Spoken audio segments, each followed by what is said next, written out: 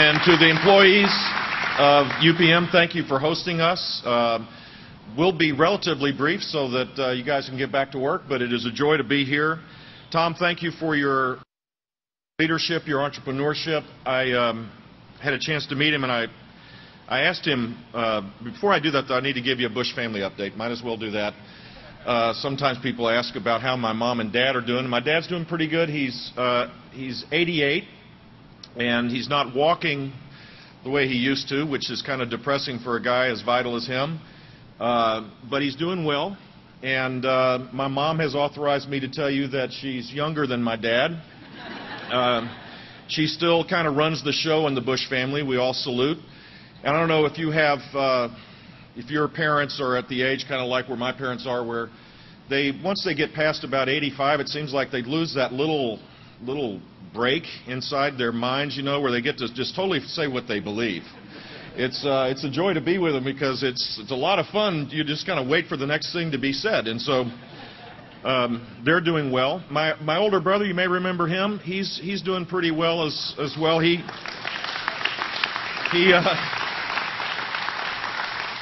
about a year and a half ago, he wrote a book which surprised a lot of people, and then he went on a book tour and he sold 1 million copies. And this book was on the New York Times bestseller list for 26 weeks, much to the chagrin of the New York Times, I'm sure. And he called up my mom and he kind of bragged a little bit, probably. 26 weeks on the bestseller list, that's pretty good, isn't it? And then Mom, and she goes, well, that's second best in the family. The first best, of course, was Millie, my dog, who had a 29-week stay on the New York Times bestseller list. So everybody's doing well in the Bush family. But today I'm here to talk about why it's important to elect Mitt Romney, our next President of the United States. And I know that you all are involved in that as well. There are a lot of positive reasons to support Mitt Romney, but I want to give you a reason why it's important, because the current President of the United States, I think, doesn't get it. He said on Monday, I think right before he came here to this part of Ohio, he said in Virginia, if you've got a business, you didn't build that. Somebody else made it happen. Now, that was kind of like saying that the private sector is doing pretty good. It's the economy that's doing bad. These are insights into the thinking of a man who has had no practical experience in creating jobs, who has a belief that government owns the resources, really, of the country, and when we take them somehow it's taking them rather than through hard work and risk-taking and through dynamic interaction, creating innovation that creates jobs, that somehow it's the government's, and that when people are successful, they have some obligation to the government to give it back. That's in essence what he said. And I think it's incredibly naive to say that, because the greatness of our country doesn't come from our government. The greatness of our country comes from 300+ million people interacting amongst themselves, pursuing their dreams as they see fit, and that dynamic interaction has created the greatness of our country. It isn't our government. Government has a useful role to play, don't get me wrong. I haven't become a libertarian yet. But it is a role that needs to be limited, and that we need to celebrate the efforts towards success that exists in this country that has created the greatness. Tom is a great example of that. Tom worked for GE, and he saw an idea in his business when he was an employee of GE. He saw a niche that could be filled in a different kind of way by starting up his own business. And Tom, like a lot of other entrepreneurs, deferred gratification. Probably didn't take many vacations when he had this idea as he began to found a partner to invest in his dreams. And look how big the dream is right now. He took chances. He may not have been successful in a kind of way that was just one step forward, one step forward. It may have been 2 steps forward, 3 steps back, 10 steps forward. He took a risk. He borrowed the money. He made it, he didn't take a salary. He did the things that entrepreneurs do, and today this enterprise is successful. It is competitive globally, and it makes a difference in the lives of a lot of families here in the Cincinnati area. That is America. It is not getting in line to get a loan from, because you have some political access in the Department of Energy for a failed Solyndra. Crony capitalism needs to be rejected and eliminated in our country, and what we need to do is restore entrepreneurial capitalism where government plays a role, but it is a limiting role, and where we celebrate success rather than punish it. I don't know about you, but I'm so tired.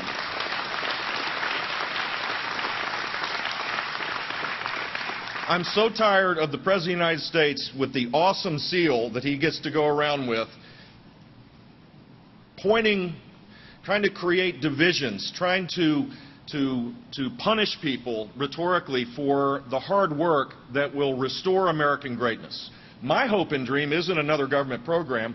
My hope and dream is that we seed the Toms of the world and the other entrepreneurs of the world throughout our country, that we create the right business climate and allow them to pursue their dreams with a vengeance, because that will restore American greatness, and that will create sustained economic growth, and that will create jobs for the middle class at a time when we desperately need it.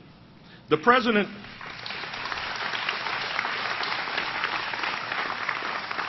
President's approach has created the loss of 23 million jobs, or underemployed folks, or people that have given up hope.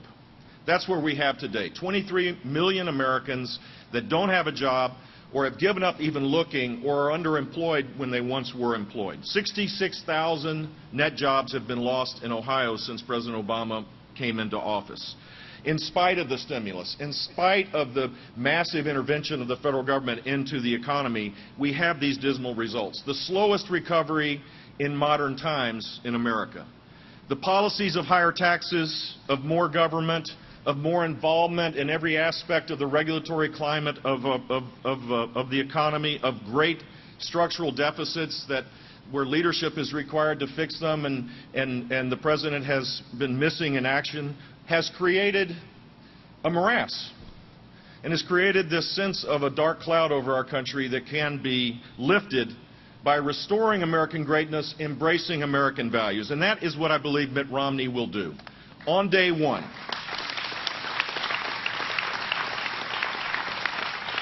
if you focus on economic growth being the unifying principle of our country, you could achieve great things. Today in America, our growth is around 1.5%. I believe if we continue these current policies, 1.5% is about as good as it's going to get over the next 10 years. 1.5% growth doesn't create the climate for sustained job creation and higher wages for people that want to be able to live independent, productive lives as they see fit. But if we grew at 2% more over the next 10 years, which is achievable in this great country, if we grew at 3.5% or 4% per year for the next 10 years, then a lot of the problems that exist in our country would change dramatically. They'd subside. A 2% marginal increase in growth for 10 years compounded over the next decade of time would create a Germany in the 10th year, would create $3.7 trillion of additional economic activity.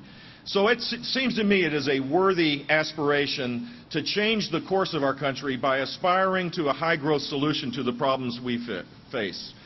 Mitt Romney is well qualified with his practical business experience to be able to lead us in that way. First, from day one, I believe that he would create an energy policy that was patriotic, based on American resources and American innovation, that we would be growing our economy because we would be embracing our own resources rather than importing resources from far-off places from people that either hate us or are unstable enough that they soon could hate us. The XL pipeline would be approved on day one under the Romney administration. Incentives for the use of natural gas for transportation and other means to be able to take this incredible American innovation that is so unique. In fact, the iPad is considered, the greatest innovation since mankind. I love my iPhone, my iPad. I love all that. I'm all in. I love all that stuff. But perhaps the greatest innovation in the last 20 years is the use of hydraulic fracking and horizontal drilling that has created an explosion of energy, the lowest cost energy source in the world. American innovation works. You could imagine an energy strategy that would allow us to have the lowest cost energy over the longest period of time, where we could have a rebirth of manufacturing in our country and the use of of natural gas and other innovative means to be able to jumpstart our economy. The second thing is that we need 21st century regulations, and who better than a guy that understands how to get from point A to point B in a practical, business-like way than Mitt Romney to recast our regulations so they're less onerous, less punitive, achieve a better result at a lower cost. It can be done. But if we have a president who believes that the way to solve problems is to impose uncertainty through massive new regulations, through thousands and thousands of new rulemaking processes, whether it's health care, the financial services sector, the EP, work conditions, you name it, thinking that that's the measurement of your commitment to our country, and realizing that an uncertainty and that cost means that jobs will be created overseas rather than our own country, is the problem we face. Mitt Romney needs to be reelected so that we can rebuild a more dynamic workforce and a more dynamic economy that will allow us to grow on a sustained basis. Mitt Romney will be an advocate for free trade, but fair trade. He will enforce the trading agreements that we have so that if there are places around the world that are abusing the relationship with the United States, that the President of the United States will fight back on behalf of U.S. industry and U.S. jobs.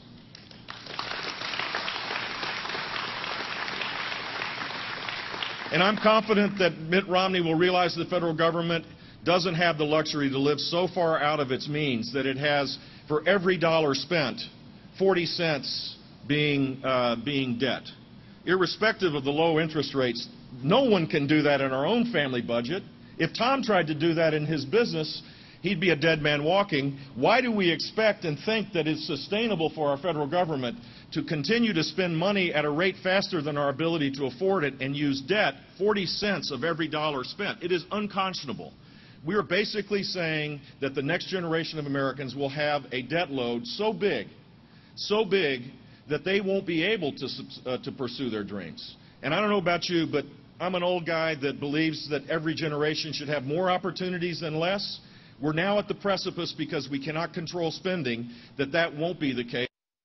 Romney is the guy to begin to turn that around before it is too late. And finally, I know that he believes that certainty in the business climate and fair taxes that are easy to understand will create a burst of energy and dynamism in our country that will allow us to lift the clout. I want a president that believes in America entrepreneurship and believes in the American spirit. And I believe Mitt Romney's that guy, and I hope that you'll do everything you can here in Ohio. There's two states that actually matter a little bit more. My beloved state of Florida, which is like the purplest of all states in this election, and Ohio. If we do our part in Florida and you do your part in Ohio, I believe Mitt Romney will be the next President of the United States, and the restoration of America will begin. God bless you all, and thank you very much.